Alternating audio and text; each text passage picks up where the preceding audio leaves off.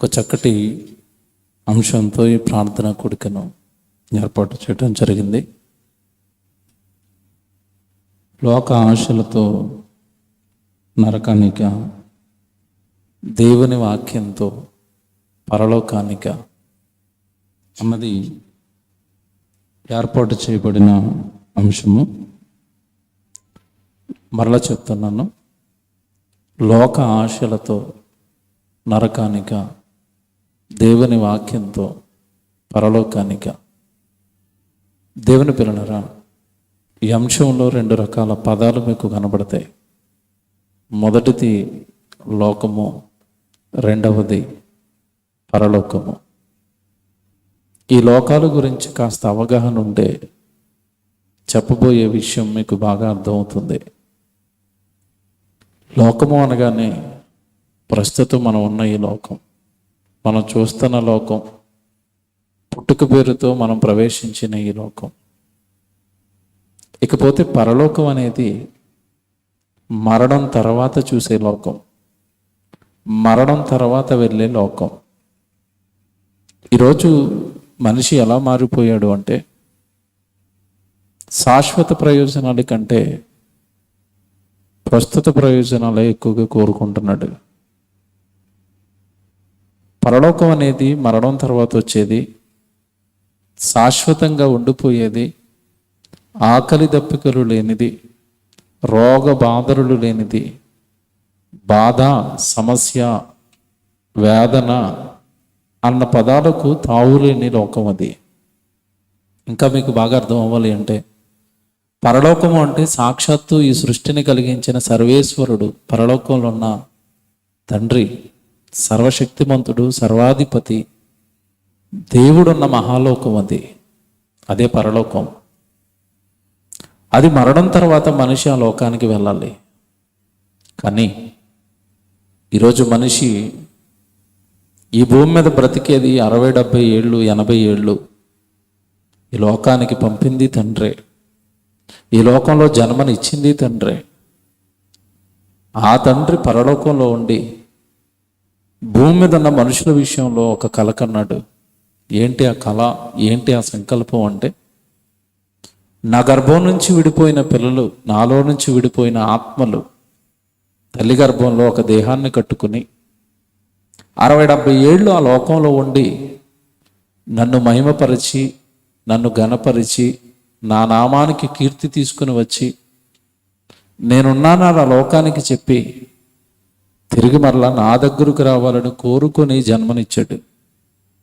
కానీ ఈరోజు మనిషి ఎలా మారిపోయాడు అంటే, 60, 70 ఏళ్ళు దేవుడు పని మీద ఈ లోకానికి మనిషిని పంపిస్తే, ఈ లోకానికి వచ్చి పంపించిన తండ్రిని, వచ్చిన పనిని, రెండింటిని మర్చిపోయి అందమైన ఈ లోకపు ఆశలలో చిక్కుకున్నాడు. చాలా భాగాలు బైబిల్లో ఉన్న సందర్భాలలో ఉన్న కొన్ని భాగాలు మీకు ఈరోజు చూపిస్తాను, మీకు బాగా అర్థమవుతాడు దేవుడు. దేవుని పిల్లలారా, మనిషి పరలోకం అనేది మరణం తర్వాత వచ్చేది కనుక పెద్దగా దాని మీద ఆశ లేదు, ఆలోచన మనిషికి లేదు. తెల్లవారు లేస్తే ఏం తిందాం, ఏం త్రాగుదాం, ఏం ధరించుకుందాం, ఎవరైనా బంగారం కొంటే మనం ఎప్పుడు బంగారం కొనాలి, ఎవరైనా కారు కొంటే మనం ఎప్పుడు కార్లు కొనాలి, ఎవరైనా ఇల్లు పొలమో కొనుక్కుంటే మనం ఎప్పుడు కొనాలి అని అన్ని జనులు ఎలాగైతే లోకాన్ని ఆశించి ఇదే జీవితం అనుకుని వారు బ్రతుకుతారో, దైవ గ్రంథాన్ని చేతపట్టి మరణం తర్వాత బ్రతుకుందని తెలిసి, మరణం తర్వాత వెళ్ళవలసిన లోకముందని, గమ్యముందని, పరలోకం నా టార్గెట్ అన్న సంగతులన్నీ మరిచిపోయి ఈరోజు దేవుడి పిల్లలుగా, దైవ సంబంధులుగా, ప్రభువును నమ్మిన వారుగా సహితం పిలువబడుతున్న వారు ఈరోజు చాలా చోట్ల ఈ లోకపు ఆశలలో చిక్కుకుంటున్నారు. అది ఈరోజు మనకు జరుగుతుందా అంటే కాదు. దేవుడు బైబిల్లో చాలామంది అలా చిక్కుకుపోయిన వారి జాబితాలను రాయించాడు. వారు ఏ సందర్భాలలో చిక్కుకుపోయారో, అలాంటి సందర్భం మన జీవితంలో ఏర్పడితే మనము ఎలా చిక్కుకుపోతామో, ఈరోజు మనం ఈ లోకంలో చిక్కుకుపోకుండా, ఈ లోకంలో మనం పడిపోకుండా తండ్రి మనల్ని కాపాడడానికే ఈరోజు ఈ మాటలు మీతో చెప్పిస్తున్నాడు. దేవుని పిల్లలారా, మనిషి యొక్క మెదడు ఆలోచనలు నేను ఒక మాటలో చెప్పాను. ఎప్పుడు కూడా శాశ్వత ప్రయోజనం కాస్త ఆలస్యంగా వస్తుంది. ఎప్పుడు మనిషి దాన్ని అంత ఎదురుచూపులు కానీ అంత ఆశ కానీ ఈరోజు మనిషికి లేదు. మీకు అర్థం కావాలంటే ఒక ఉదాహరణ చెప్తాను. రోగం వచ్చినప్పుడు ఆయుర్వేద మందులు వేస్తారు, మీకు తెలియదు కదా. చెట్ల నుంచి రసాలు, ఏమంటే చెట్ల నుంచి పసర్లు తీసి ప్రకృతి వైద్యం ఒక రకంగా చెప్పాలి అంటది. కానీ ఆయుర్వేదం మందులో ఉన్న ఒక ఒక పద్ధతి ఏంటంటే, వేసిన వెంటనే రోగం తగ్గుతుందా? తగ్గదు. కనుక ఈరోజు మనిషి ఆయుర్వేదం వైద్యాన్ని ఎక్కువగా స్వీకరించడం. ఏ వైద్యానికి వెళతాడు చెప్పండి? ఇంగ్లీష్ మందులు. ఎందుకు? కడుపు నొప్పి వస్తుందంటే టాబ్లెట్ వేయగానే తగ్గిపోద్ది. అంటే వెంటనే తగ్గిపోయేది కావాలి తప్ప కొంచెం నెమ్మదిగా తగ్గించేది మాకు వద్దు. ఈరోజు మనిషి ఎలా తయారైపోయాడంటే అన్నీ ఫాస్ట్గా అయిపోవాలి. ఒకప్పుడు జామ చెట్టు వేస్తే ఒక 5-6 సంవత్సరాలకి పెద్దదైన తర్వాత జాంకాయలు కాసేది. అంత ఓపుకుందట. ఈరోజు పొట్టు జామ చెట్లు తెచ్చుకున్నాడు, ఎంతే ఉంటుంది. అది వేసిన 6 నెలలకే కాసేస్తుంది. అది జాంకాయ విషమా? విషం. నాటుకోడి, కోడి మాంసం తినాలి అంటే ఒకప్పుడు నాటుకోడిని పెంచేవాడు. నాటుకోడి పెరిగి మాంసమై తినాలి అంటే ఎంతకాలం పడుతుంది? కనీసం 2 సంవత్సరాలు పడుతుంది. ఇప్పుడు బాయిలర్ కోడి 1.5 వస్తుంది. అంత ఓపిక లేదా? లేదు. Fast food. ఇంట్లో ఫుడ్ లేట్ అవుతుందని ఏం ఫుడ్ అట? Fast food. అంతే ఫాస్ట్గాను వెళ్ళిపోతావు హాస్పిటల్కి, అంతే కదా. ఇంట్లో అమ్మ చేసేది లేట్ అవుతుంది, వీడికి అంత ఓపిక లేదు. ఇప్పుడు నాకు ఫాస్ట్గా ఫుడ్ కావాలి. రోడ్డు మీద బండి ఉంటుంది, వాడి చీవుడేస్తూ వాడి చెమట వేస్తూ అందులో, అందుకే కదా రుచి రోడ్డు పక్కవే. ఏమండి? వాడివన్నీ అందులో వేసి ఉప్పేసి కారం వేసి నీ శరీరాన్ని రాబోయే తరం కానివ్వండి ఏ తరానికైనా నివాస స్థలం ఎవరట? దేవుడు. ఎక్కడున్నాడు దేవుడు? ఎక్కడున్నాడు? ప్రార్థనలో ఏమని ప్రార్థన చేస్తారు మీరు? పరలోకమందున్న మా తండ్రి. అంటే దేవుడు ఎక్కడున్నాడు ఇప్పుడు? పరలోకం. మీరెక్కడి నుంచి వచ్చారు ఇప్పుడు? బాగుంది కదా. ఈ మాట జాగ్రత్తగా వినండి, చివర్లో అడుగుతానన్నాను కదా. పరలోకమందున్న మా తండ్రి, తరతరముల నుండి మాకు నివాస స్థలము నీవే. నీ దగ్గర నుంచి ఈ లోకానికి వచ్చావు తండ్రి. నీలో నుంచి విడిపోయిన నువ్వు పరమేశ్వరుడు, సర్వేశ్వరుడివి, పరమాత్మము నీవు. పరమాత్మమైన నీలో నుంచి, పరమాత్మైన నీలో నుండి విడిపోయిన జీవాత్మలం మేము. ఆత్మలో నుండి విడిపోయిన ఆత్మలండి భూమి మీద ఉన్న మనుషులంతా. శరీరం మనిషి కాదు సుమా. చాలా మందికి ఇది కూడా తెలీదు. శరీరం మనిషి కాదండి. శరీరము ప్లస్ ఆత్మ, ఈ రెండు కలిస్తే మనిషి. ఎలాగంటే మీరు చెప్తారంటారా? ఒక ఉదాహరణ చెప్తాను మీకు. మీ ఇంటి దగ్గర ఎవరో ఒక వ్యక్తి చనిపోయాడు. ఆ వ్యక్తి పేరు సుబ్బారావు అనుకుందాం. ఎవరు చనిపోయారు? సుబ్బారావు గారు చనిపోయారు. రాత్రి 12 గంటలకు చనిపోయాడు. ఇంటి ముందు టెంట్ వేశారు. టెంట్లో పెట్టులో సుబ్బారావు గారిని పెట్టారు. విషయం మీకు తెలియక ఇంటోళ్ళ దగ్గరికి వెళ్ళి ఏరండి సుబ్బారావు గారు అని అడిగారు. ఆ ఇంట్లో ఉన్న సుబ్బారావు గారి భార్య మీతో ఏం చెప్తుంది చెప్పండి? అదిగోనండి టెంట్లో పడుకొని ఉన్నాడు పెట్టులో అంటదా? ఏమంటది చెప్పండి? సుబ్బారావు గారు రాత్రి 12 గంటలకి పోయారండి. ఎక్కడికి పోయారండి? ఎక్కడికి పోయారండి? పడుకున్న ఆయన ఎవరండి? మీకు అర్థమైందా? పోయిన ఆయన ఎవరు, పడుకున్న ఆయన ఎవరు? పోయిన ఆయన సుబ్బారావు గారు. వదిలేసింది ఆయన 60-70 ఏళ్ళు ఈ భూమి మీద ఉండడానికి కట్టిన గుడారాన్ని విడిచిపెట్టి వెళ్ళిపోయాడు ఆయన. తెలుసు కదా ఇది మీకు, మాట్లాడుకుంటాం కానీ ఆలోచించం అంతే. ఇంట్లో ఎవరు చనిపోయిన, ఇప్పుడు తాతగారు చనిపోయారు అనుకోండి, ఏంటండి మీ తాతగారు అంటే ఆ చివరిని శ్మశానం ఉంటుందంటే అక్కడ పడుకున్నాడండి అంటారేటి? వెళ్ళిపోయారండి మా తాతయ్య గారు. ఎక్కడికి వెళ్ళిపోతున్నారు తెలీదు. ఎక్కడి నుంచి వచ్చారు తెలీదు. ఏమైపోతున్నారు తెలీదు. అన్ని బైబిల్లో ఉంటాయి. బైబిల్ నేర్చుకుంటారా? మాకు వద్దండి. ఎంబీబీఎస్లు చేస్తాం, ఎఫ్ఆర్సిఎస్లు చేస్తాం, డాక్టర్లు అయిపోతాం, యాక్టర్లు అయిపోతాం. బైబిల్ మాత్రం ఎప్పటికీ నేర్చుకోము, ఏమీ వినము. ఒకవేళ నేర్చుకున్నా వాటిని విశ్వసించి బలంగా సమాజానికి వెళ్ళి ప్రకటించాం. ఇంకెప్పుడు ఈ జ్ఞానం ప్రపంచానికి వెళుతుంది మీరు చెప్పండి? మొదటి ప్రసంగం మీరు విన్నారో లేదో, ఆయన 45 నిమిషాలు కొట్టుకొని ఒకటే సంగతి చెప్పాడు. ఏంటి చెప్పండి అది? దేవుడు మిమ్మల్ని కన్నాడు, పెంచుతున్నాడు. అదే 2 ముక్కలు ఆయన చెప్పిన ప్రసంగం అంతా. చూసారా, ఆ 2 విషయాలు చెప్పడానికి ఆయనకి 45 నిమిషాలు పట్టింది. అంటే బైబిల్లో ఉన్న వచనాలలో ఉన్న సారం అర్థమైతే మన జీవితం ఏంటో, మన బ్రతుకు ఎవరిచ్చారో మనకు అర్థమయ్యేదండి. పోయింది సుబ్బారావు గారు, అక్కడ వదిలి వెళ్ళిపోయింది మాత్రం సుబ్బారావు గారు 60 ఏళ్ళు వాడుకున్న ఆయన తొడుగు అనొచ్చు, లేదా ఆయన గుడారం అనొచ్చు. వదిలి వెళ్ళిపోయాడు ఆయన. అంటే మనిషి అంటే శరీరం కాదా? కాదు. మీకు ఇంకా చెప్పనా, అప్పుడప్పుడు డాక్టర్ గారి దగ్గరికి వెళ్తారు. డాక్టర్ గారి దగ్గరికి వెళ్ళినప్పుడు గుండె బాగోలేదనుకోండి, గుండె సంబంధిత ఏదో జబ్బు వచ్చింది, స్పీడ్గా కొట్టేసుకుంటుంది. డాక్టర్ గారి దగ్గరికి వెళ్ళారు, గుండె డాక్టర్ గారి దగ్గరికి. చెప్పమ్మా నీ ప్రాబ్లం ఏంటన్నాడు. అయ్యగారు, డాక్టర్ గారు, నా గుండె బాగోలేదండి, ఈ మధ్యకాలంలో స్పీడ్గా కొట్టేసుకుంటుంది అన్నారు. ఏమన్నారు చెప్పండి, మళ్ళీ అడుగుతున్నాను. నా గుండె బాగోలేదండి అన్నారు. నా గుండె బాగోలేదు. ఇంతకీ నువ్వెవరు? నీ గుండె అంటున్నావు కదా, నువ్వెవరు ఇంతకీ? నా చెయ్యి లాగేస్తుందండి, నా కన్ను కనపడటం లేదండి, నా కాళ్ళు పని చేయటం లేదండి, నా చెవులు వినపడటం లేదండి, నా నోరు సరిగా మాటలు రావటం లేదండి. ఇంతకీ నువ్వెవరు అయ్యా? అన్ని నావి నావి నావి అంటున్నావండి. ఇంతకీ నువ్వెవరు? నువ్వు వేరు, నీ శరీరం వేరా? నువ్వు చెప్పకనే చెప్పావు అక్కడ. ఏమండి, ఇప్పుడు ఇది నా సెల్ ఫోను అన్నాను అనుకోండి, నేనున్నాను, సెల్ ఫోన్ ఉంది, ఇద్దరు ఉన్నావా? ఇద్దరు ఉన్నాం. ఇప్పుడు నా గుండె అన్నానంటే నువ్వు గుండె కాదా? కాదు. నా గుండె అన్నావంటే నువ్వు ఆత్మవి, లోపల ఉన్నావు. అదే వెళ్ళిపోయారు, రాత్రి 12 గంటలకు వెళ్ళిపోయారు అంటున్నావు కదా సుబ్బారావు గారు. ఆయన ఆత్మ, ఆయన వెళ్ళిపోయాడు, జీవాత్మది. ఆయనే మనిషి, ఆయనకే పేరు, అదే వెళ్ళిపోయేది. ఈ దేహం అంటారా 60-70 ఏళ్ల తర్వాత అండి, 40 సంవత్సరాలకే సింటమ్స్ మొదలు పెడుతుంది. ఇది మీకు సిగ్నల్స్ ఇస్తూ ఉంటుంది. ఇది ఏమి సిగ్నల్స్? నా పని అయిపోతుంది నాయన, నీ జీవితాన్ని చక్కబెట్టుకో. ఎలాగిస్తుంది సిగ్నల్? ఎలాగిస్తుందండి? అద్దం ముందు నిలబడతారు కదా రోజు వెళ్ళి, అప్పటి వరకు బాగుంటుంది. నెమ్మదిగా మేసంలో ఒక తెల్ల వెంట్రుక స్టార్ట్ అవుతుంది, గుండెల్లో రాయి పడుతుందండి చూసిన వెంటనే. వీడికి అంటే అర్థం ఏంటి? మేసంలో అక్కడక్కడ తెల్ల వెంట్రుకలు ఇప్పుడు నాకు వచ్చేయండి, స్టార్ట్ అయ్యాయి నాకు.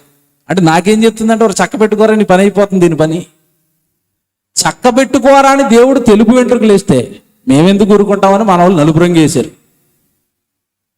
అంతేనా? జీవితాన్ని చక్క పెట్టుకోరా అని సిగ్నల్ అది ఇస్తుంటే ఆ సిగ్నల్ అలాగే ఉంటాయి. మేము రంగు వేసి కవర్ చేసేస్తాం. కవర్ చేయి. ఎంతకాలం కవర్ చేస్తావు? ఎంతకాలం? తెల్లవి నల్లగాను అవ్వు. నీ జీవితం ఈ భూమి మీద నిలవదు. ఇది అక్షర సత్యం. ఒప్పుకోవడానికి నీకు ఇబ్బందిగా ఉన్నా కాదా? కాదా? కళ్ళు నుడతలు పడతాయి, చర్మం నుడతలు పడుతుంది.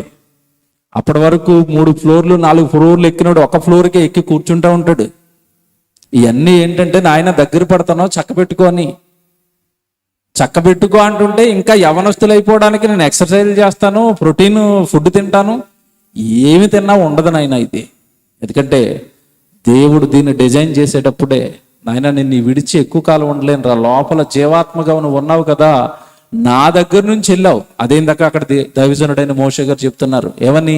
ప్రభువా, తరతరముల నుండి మాకు నివాస స్థలము నీవే, నీలో నుండి లోకానికి వచ్చాం. ఏమంటే ఆయనలో నుండి లోకానికి వచ్చింది శరీరం కాదండి, ఆత్మ. ఎందుకంటే దేవుడు ఎలా ఉన్నాడని మనకి యేసుప్రభు చెప్పాడు. దేవుడు ఆత్మ గనుక ఆయన ఆరాధించేవారు ఆత్మతోనూ. అది అంటే తండ్రి అయిన దేవుడు ఎలాగున్నాడు? ఇప్పుడు ఆత్మగా ఉన్నాడు. ఆయనలో నుంచి విడిపోయిన ఒక మొక్క నువ్వు. ఇంకా నీకు బాగా అర్థం అవ్వాలి అంటే, ఆడపిల్లలు బంగారం పెట్టుకుంటారు, చెవులీలని, ముక్కులో అని, రకరకాల గాజులని. ఈ బంగారం అంతా కూడా ఎలా వస్తుంది అంటే, పెద్ద బిస్కెట్ ఉంటుంది, బంగారపు బిస్కెట్. అందులోంచి ఒక ముక్క కట్ చేసి, ఒక కాసు కట్ చేసి నీకు చెవులీలు చేశాడు. అంటే పెద్ద బంగారంలో నుంచి విడిపోయిన చిన్న బంగారం అనమాట ఈ ముక్క. అలాగే పరమాత్మ దేవుడు సృష్టికర్త ఆత్మ అయితే, ఆయన ఆత్మలో నుండి విడిపోయిన కొన్ని భాగాలు వినండి. ఈరోజు ఇక్కడ కూర్చున్న మీరంతా ఆత్మలు, మీరంతా మరణం తర్వాత బయటకు వస్తారు. ఇది మీరు మనసులో పెట్టుకోండి. దేవుడు అక్కడ అంటున్నాడు, ఏమంటే నిజంగా మోషే గారితో దేవుడు పలికించిన మాట అది. తరతరముల నుండి మాకు నివాస స్థలము నీవే. నీలో నుండి ఈ లోకానికి వచ్చాం తండ్రి మేము. వచ్చిన తర్వాత ఈ లోకంలో శాశ్వతంగా ఉండిపోతామా? ఉండిపోయిన వాడు ఒక్కడున్నాడా ఈ లోకంలో? మీరు చెప్పండి. ధనవంతులు ఉంటారా? నాకు 100 కోట్ల ధనం ఉంది కనుక నేను 200 సంవత్సరాలు బతుకుతానని బతకమనండి. నేను ముఖ్యమంత్రిని కనుక చావు నా దగ్గరికి రాకూడదని ఆజ్ఞాపించమనండి. ఏ ముఖ్యమంత్రినైనా, ఏ ప్రధానమంత్రినైనా, ఏ ఆఫీసర్నైనా, ఉద్యోగస్తుడా, వ్యాపారస్తుడా, ధనవంతుడా, ఎవడి శాస్త్రవేత్త, ఎవడినైనా మరణం నా దగ్గరికి రాకూడదని ఆపగలడా? ఆపలేడు. అంటే మీకు ఇక్కడ మనకి స్పష్టంగా అర్థమవుతున్నది ఏంటంటే, దేవుడిలో నుంచి వచ్చిన ఈ ఆత్మకు తండ్రైన దేవుడు మన తల్లి గర్భంలో ఈ దేహాన్ని కట్టాడు. 270 రోజులు మహానిర్మాణం చేపట్టాడు. తల్లి గర్భంలో ఉమ్మనీటిలో ఆ చీకటి బిలంలో 300 రోజులు తండ్రైన దేవుడు ఈ దేహాన్ని కట్టి ఒకానొక రోజు ఇలా భూమి మీదకి పంపించాడు. పంపిస్తున్నప్పుడే చెప్పాడండి తండ్రి. ఏమని చెప్పాడు తెలుసా?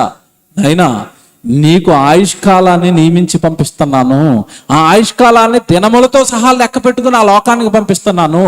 ఏ దినాన్ని వృధా చేయకు, ఏ దినాన్ని కూడా నువ్వు పాపానికి నీ సొంత కార్యక్రమాలకు వాడకనైనా ఆయుష్కాలం నాది అని చెప్పి మరి ఈ లోకానికి పంపాడండి. వచ్చిన మనిషి అందమైన ఈ లోకాన్ని చూశాడు. పుట్టించిన తండ్రిని, చెప్పిన పనిని, చేసిన ఆ మహాతండ్రి తల్లి గర్భంలో పడిన కష్టాన్ని, ఈ లోకానికి వచ్చే ముందు మనకి చెప్పిన పనులను అన్నిటినీ మరిచిపోయి కన్న తండ్రిని పక్కకు పెట్టి ఈ లోకపు ఆశలలో ఇమిడిపోయి బ్రతుకుతున్నాడు మనిషి.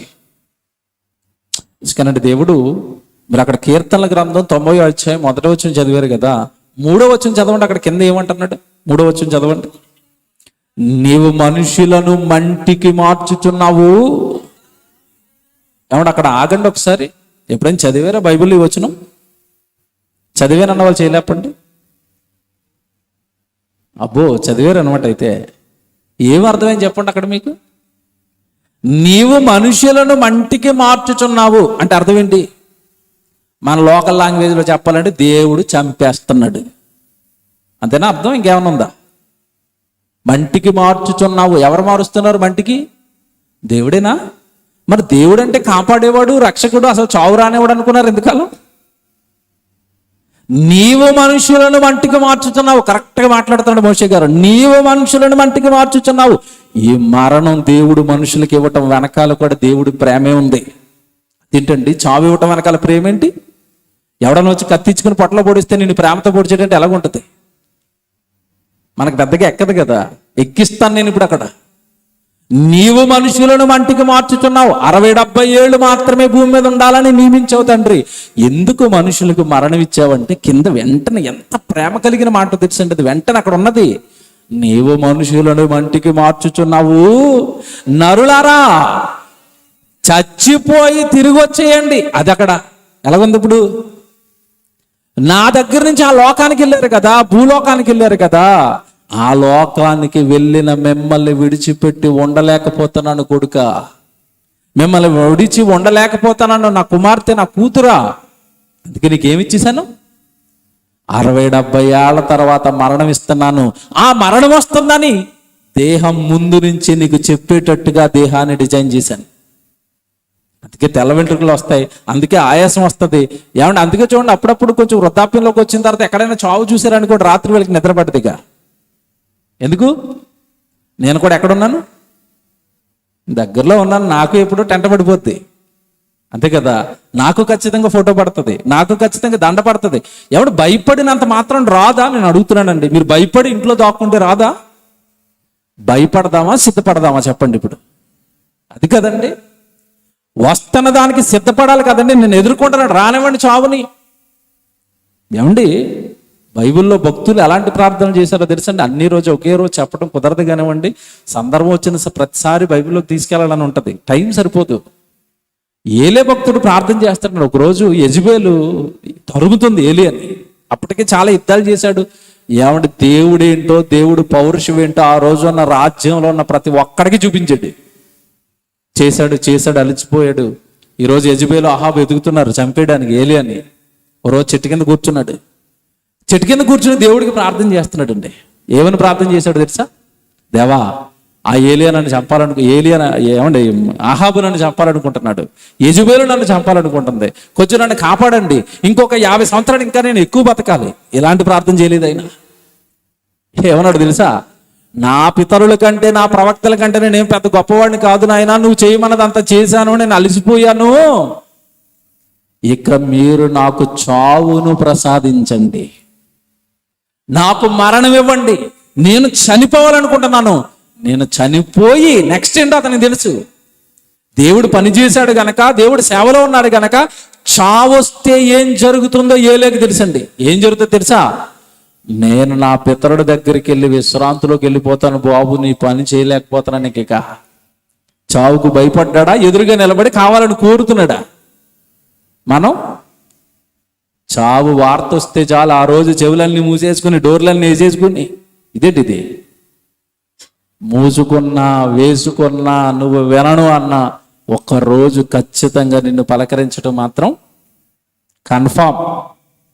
సో దానికి ఏం చేయాలి ముందుగా అంటే, సిద్ధపడు, నేను వెళ్ళిపోతానండి. ఏమంటే పౌలు గారు అంటున్న మాట మీ అందరికీ తెలుసు, నా మట్టుకైతే బ్రతుకుట క్రీస్తే. చూసారా, చావుతో లాభం ఏంటండి? ఎవరైనా అన్నారా? చావుతో లాభం ఉందని ఎవరైనా అన్నారా? మరి పౌలు గారు ఎందుకు అంటున్నారు? చావు తర్వాత నెక్స్ట్ స్టెప్ దేవుడున్న లోకం, ఆకలి దప్పికలు లేని లోకం, బాధలు లేని లోకం, ఇంకా మీకు అర్థం అవ్వాలంటే షుగర్ లేని లోకం. ఇవి చెప్తే అర్థమవుతాయి. అందరి బాధలు ఇవే కదా ఇప్పుడు. బీపీ లేని లోకం, థైరాయిడ్ లేని లోకం, మోకాళ్ళ నొప్పులు లేని లోకం, తలతిరుగుడు లేని లోకం, అంత అందమైన లోకం మరణం తర్వాత చూస్తాను కనుక నా మట్టుకైతే బ్రతుకుట క్రీస్తే, చావైతే. సిద్ధపడిపోయాడా? భయపడ్డా? సిద్ధపడ్డాడు. ఇప్పుడు ఇక్కడికి రండి, కీర్తనల గ్రంథం 90:3 నీవు మనుషులను మంటికి మార్చుతున్నావు, నరులారా రండి అన్నాడా, తిరిగి రండి అన్నాడా? అంటే అర్థం ఏంటి? తిరిగి రండి అన్నాడంటే అర్థం ఏంటి? నువ్వు వచ్చింది అక్కడి నుంచే, అంతేనా? పిల్లల్ని స్కూల్కి పంపించేటప్పుడు తల్లి ఏం చెప్తే చెప్పండి, ఒరే బస్సు ఎక్కేటప్పుడు జాగ్రత్తరా, రోడ్డు దాటేటప్పుడు జాగ్రత్తరా, క్షేమంగా వెళ్ళి లాభంగా వచ్చేయి, అంతేనా? ఇంట్లో నుంచి పంపిస్తుంది కనుక ఇంటికి వచ్చే అన్నది. తండ్రి దేవుడు పరలోకం నుండి లోకానికి మనల్ని పంపాడు. అక్కడ అంటున్నాడు, నరులారా నా దగ్గరికి రారా, నా పిల్లలు కదా, నేను పంపాను కదా లోకానికి, తల్లి గర్భంలో దేహం కట్టింది నేను కదా, అందులో మిమ్మల్ని పెట్టింది నేను కదా, ఆ లోకంలో మీరు ఉన్నంతకాలం నేను కట్టిన ఆ దేహంతో నాకు మహిమ కీర్తి, నా కోసం పాటలు పాడండి, ఆ దేహంతో, ఆ చేతులతో నా పనులు చేయండి, ఆ కళ్ళతో నా వాక్యం చదవండి, ఆ చెవులతో నా మాటలు వినండి, ఆ నోటితో నా గురించి ప్రకటించండి, ఆ దేహాన్ని నా కోసం వాడి సేవ చేసి మళ్ళా నా దగ్గరకు వచ్చేస్తావు కొడుక. చావు వెనకాల కూడా దేవుడు ఏం చెప్తున్నాడు చెప్పండి? అక్కడ ప్రేమ అండి. నాకు అక్కడ ప్రేమ కనపడిందండి. మిమ్మల్ని విడిచిపెట్టి ఉండలేకపోతున్నాను కొడుక, నరులారా తిరిగి రండి. అంటే ఇప్పుడు ఎక్కడి నుంచి వచ్చాం మనం? పరలోకం నుంచి. ఎక్కడికి వెళ్ళాలి? పరలోకానికి. మధ్యలో ఇప్పుడు జరిగిందండి ఒక ప్రాబ్లం. ఏంటా ప్రాబ్లం? ఈ లోకానికి వచ్చిన తర్వాత ఈ లోకాన్ని చూశాడు, లోకం బాగుంది, వెంటనే ఎవరిని మర్చిపోయాడు? అది ఆదివారం గుడికి ఎందుకు రావట్లేదంటే పనుంది అయ్యగారు. గుడికి రాకపోతే పాతాళానికి పోతావు, నీ పని పరలోకానికి తీసుకెళ్తుందా? దేవుడి దగ్గరికి రా అంటే పని అంటున్నావేంటి? దేవుడి గుడిలో ఉండంటే పని అంటున్నావేంటి? దేవుడి సన్నిధి అంటే నిర్లక్ష్యం చేస్తున్నావేంటి? అంటే నీకు ఒకటి అర్థం అవ్వలేదు. ఏమర్థం అవ్వలేదు? 60-70 ఏళ్ల తర్వాత నేను నా తండ్రి ముందు నిలబడితే నా భక్తి జీవితం సరిపోయి నన్ను పరలోకానికి చేర్చుకుంటాడా? నేనేమైనా ఈ లోకపు ఆశలలో చిక్కుకుపోయానా? ఎప్పుడైనా ఆలోచిస్తున్నారా? నేను చెప్తాను ఇప్పుడు, మీరు చాలా జాగ్రత్తగా వినాలి. యేసుప్రభు ఈ లోకానికి వచ్చేటంటే మనలా పెళ్ళి అన్నాడా? అనలేదు. ఉద్యోగం అన్నాడా? అనలేదు. డబ్బు అన్నాడా? అనలేదు. బంగారం అన్నాడా? అనలేదు. ఎందుకు అనలేదో నాకు చెప్పాలి యేసుప్రభు. ఎందుకు అనలేదు? మనం మర్చిపోయింది ఒక దాన్ని ఆయన బ్రతుకున్నంతకాలం గుర్తుపెట్టుకున్నాడు. ఇంతకీ మనమేమి మర్చిపోయాం, ఆయన ఏం గుర్తుపెట్టుకున్నాడు? ఓ మాట చూపిస్తాను బైబిల్లో. యోహాను సువార్త 13వ అధ్యాయము 3వ వచనం చూడండి. యోహాను సువార్త 13వ అధ్యాయము 3వ వచనం. తండ్రి దేవుడికి ప్రార్థన చేసుకుంటున్నాడండి. జాగ్రత్త చదువుకోండి, జాగ్రత్త చూసుకోండి బైబిల్. అన్ని మీకు వీలుంటే రాసుకోండి, ఇవన్నీ మరలా ధ్యానించండి. యోహాను సువార్త 13వ అధ్యాయము 3వ వచనం. తండ్రి తన చేతికి సమస్తమును అప్పగించిననియు. ఇక్కడ బాగా వినండి, ఇక్కడ బాగా చదువుకోండి, బాగా చూసుకోండి బైబిల్. తాను దేవుని యొద్ద నుండి బయలుదేరి వచ్చేననియు, దేవుని యొద్దకు వెళ్ళవలసి ఉన్నదనియు యేసు ఎరిగి లోకం వద్దనుకున్నాడు. నువ్వు మర్చిపోయావు కనుక లోకంలో పడిపోయావు. మళ్ళీ చెప్తానే, జాగ్రత్తగా వినండి. తాను దేవుని యొద్ద నుండి బయలుదేరి వచ్చిననియు, వచ్చిన దేవుని యొద్దకు తిరిగి వెళ్ళవలసి ఉన్నదనియు యేసు ఎరిగి. నువ్వు ఎరిగావా? నువ్వు మర్చిపోయావు. ఆయన మర్చిపోయాడా? మర్చిపోలేదు. ఇంటి నుంచి స్కూల్కి వెళ్ళిన పిల్లోడు మన ఇల్లు మర్చిపోయాడు అనుకోండి, ఎలాగుంటుంది? మంచి పిల్లోడా? ముద్దుల నీ గారాల కొండ ఏదో అంటారు కదా, బంగారు కొండ, గారాల కొండ. ఇల్లు మర్చిపోయాడు, నిన్ను మర్చిపోయాడు. బంగారు కొండ అనకొండ చెప్పండి. అది బంగారు కొండ కాదు, అది నిన్ను మర్చిపోయిందంటే అనకొండగా మారిపోయింది. అది అమ్ముంది ఇంటి దగ్గర, నాన్నున్నాడు ఇంటి దగ్గర, నన్ను కన్నారాళ్ళు, నన్ను పెంచారాళ్ళు, చదువుకోరానికి కాలేజీకి పంపించారు, చదువుకోరాని ఏమన్నా యూనివర్సిటీకి పంపించారు, ఏదో చదువుకోరాని కంప్యూటర్ క్లాస్కి పంపించారు. మా అమ్మ ఎదురు చూస్తుంది, మా నాన్న ఎదురు చూస్తుంది అన్న కొడుకు బంగారు కొండ నీకు కదా. చదువుకోరాని స్కూల్కి పంపించావు, కాలేజీకి పంపించావు, అక్కడ ఒక అమ్మాయిని వేసుకుని తిరుగుతున్నాడు. బంగారు కొండ అనకొండ? అనకొండే అది. ఆట తీసేయడండి తండ్రి ఇంటికి వచ్చిన తర్వాత. నీ వయసు ఏంట్రా, నువ్వు వేస్తున్న వేషాలు ఏంట్రా? కాలేజీకి పంపించింది ఎందుకు? చదువుకోమని. కాలేజీలో నేను జాయిన్ చేసింది ఎందుకు? చదువుకోమని. కంప్యూటర్ క్లాస్లో నేను జాయిన్ చేసింది ఎందుకు? చదువుకోమని. అక్కడ నువ్వు వేస్తున్న వేషాలేంటి అంటాడా? అనరా తండ్రి? అంటాడు. ఇది నీకు కరెక్ట్ అనిపిస్తుంది కదా, నేను చదువుకు పంపించాను, చదువుకొని ఇంటికి రావాలి. కూతుర్ని చదువుకు పంపించారండి, నమ్మారు. అమ్మాయి అయినా సరే, ఎదుగొచ్చిన అమ్మాయి అయినా సరే, మా పెంపకం మీద నమ్మకం అండి, నా కూతురు తప్పు చేయదండి, మొత్తం మీద ఏదో హాస్టల్లో జాయిన్ చేసి చదువు చెప్పిస్తున్నారు. అదే హాస్టల్లో ఉంటున్నానని చెప్పి ఎవరినొకరు పెళ్లి చేసుకుని వేరే రాష్ట్రానికి వెళ్ళిపోయింది అనుకోండి, బంగారు కొండ? మీ నమ్మకాన్ని ఒమ్ము చేసిన అనకొండ. ఇది మీకు అర్థమవుతుంది, ఇవన్నీ మీకు అర్థమవుతున్నాయి. మరి మీరు పరలోకం నుండి బయలుదేరి వచ్చారు కదా తండ్రి పని మీద, ఈ లోకానికి వచ్చి తండ్రిని విడిచిపెట్టి ఈ లోకంలో మీరు మునిగిపోతే దేవుడు మిమ్మల్ని బంగారు కొండలు అంటాడా? నాకు చెప్పాలి. ఇప్పుడు ఇక్కడ సైలెంట్ అయిపోతాం. నువ్వు పంపిన నువ్వు కూతురు ఇంటికి వచ్చేయాలట. పరలోకం నుండి దేవుడు ఈ లోకానికి నిన్ను పంపితే దేవుడున్న లోకానికి వెళ్ళాలని ఆశపడకుండా ఈ లోకంలో మునిగిపోయిన నిన్ను ఏమనాలి దేవుడు? బాగా ఆలోచించాలి. అంటే అర్థమవుతుంది కదా, అంతా చాలా బాగా అర్థమవుతున్నాయి అన్నీ మీకు. యేసు ఎరిగాడట, పరలోకంలో నాకు తండ్రి ఉన్నాడు, ఆ తండ్రి నన్ను ఈ లోకానికి పంపాడు. ఈ లోకంలో నేను మందు త్రాగడానికో, వ్యభిచారం చేయడానికో, దొంగతనాలు చేయడానికో, సంపాదించడానికో, ఆస్తులు కూర్చుకోవడానికో, ఈ జీవితాన్ని లోకానికి సర్వనాశనం చేయడానికో నేను రాలేదు. నా తండ్రి ఒక పనిచ్చి లోకానికి పంపాడు. ఈ పని ముగించుకొని నేను ఎక్కడికి వెళ్ళిపోవాలి? పంపించిన నా తండ్రి యొద్దకు వెళ్ళిపోవాలని యేసు ఎరిగాడట. అదే మీరు చదువుకున్నారు అక్కడ. ఆయన ఎరిగాడు. ఆయన్ని నమ్మామని చెప్పి కూడా మనం ఇప్పటి వరకు ఎరగలేదు. అది ఎరిగితే మీరు దేవుడి సన్నిధిలో ఉంటారు కదా, ఎరిగితే మీరు దేవుడి సేవలో ఉంటారు కదా, ఎరిగితే మీరు దేవుడి పనిలో ఉంటారు కదా, ఎరిగితే మీరు ఇలాంటి కార్యక్రమాలు చేస్తారు కదా, ఎరిగితే సేవకుడికి సాకారంగా నిలబడతారు కదా, ఎరిగితే దేవుడి వాక్యాన్ని ప్రపంచానికి చెప్పడానికి ఏదో ఒక త్యాగంతో దేవుడి పక్షాన ముందుకు వస్తారు కదా. ఎరిగారా? ఎరిగామా? దేవుని పిల్లలారా, ఈ లోకానికి పంపుతున్నప్పుడే కన్న తండ్రి మన మీద చాలా ఆశలు పెట్టుకున్నాడండి. మీకు తెలియదు అది. వాక్యం అర్థమైపోయిన తర్వాత ఈ లోకాన్ని చూస్తుంటే కడుపు కోతండి మాకే. దేవుడు అర్థమైన తర్వాత, వాక్యం అర్థమైన తర్వాత వీళ్ళంటే ఇలా మారిపోయారు. పంపించిన తండ్రి ఏమైపోవాలి, ఆయన కన్న కలలేమైపోవాలి అని ఈరోజు మనుషులను చూస్తుంటే చాలా బాధేస్తుందండి. దేవుడి కోసం నిలబడేవారు లేరు. ఏమండి, స్వతహాగా దేవుడి సన్నిధికి వచ్చి వాక్యం నేర్చుకుని ప్రార్థనలు చేసి పవిత్రంగా వాళ్ళు కాపాడుకుంటూ వాళ్ళ కుటుంబాన్ని కాపాడుకుంటూ మరొకరిని దేవుడి సన్నిధికి నడిపిస్తూ పరలోకం వెళ్ళిపోదామని ఆశ కలిగి బ్రతుకుతున్న వారు తగ్గిపోతున్న కాలానికి వచ్చేసాం. బైబిల్ చేతుల్లో ఉన్నా సరే, బైబిల్ లేకపోతే ఇంకేమైపోయినో ఈ లోకం అనిపిస్తుంది. బైబిల్ చేతుల్లో ఉన్నా సరే పరిశుద్ధంగా ఉందాం, పవిత్రంగా ఉందాం, దేవుడి సన్నిధిలో ఉందాం, దేవుడి పనిలో ఉందాం. నాకు వద్దండి ఈ పాపం, నాకు వద్దండి ఈ లోకం అని. ఏమండి, నిజంగా దేవుడి సన్నిధిలో గడిపేవారు తగ్గిపోతున్న కాలం.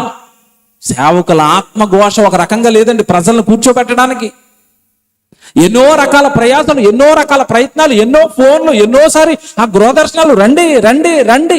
అంత బలవంతంగా నేను ఎందుకు కూర్చోబెట్టాలి? వాళ్ళకేం పట్టింది నువ్వు లోకంలోకి పోతావు తర్వాత, మరణం తర్వాత నిత్యాగ్ని దండనకు. అది వాళ్ళ బాధ, అదే వాళ్ళ ఆవేదన. నిన్ను ఆ నిత్యాగ్ని దండలను తప్పించి లోకపు ఆశల్లో చిక్కుకుపోయి నిన్ను రక్షించి పరలోకానికి తీసుకెళ్ళాలి కదా వాక్యం చెప్పి, దేవుడి మాటలను జ్ఞాపకం చేసి.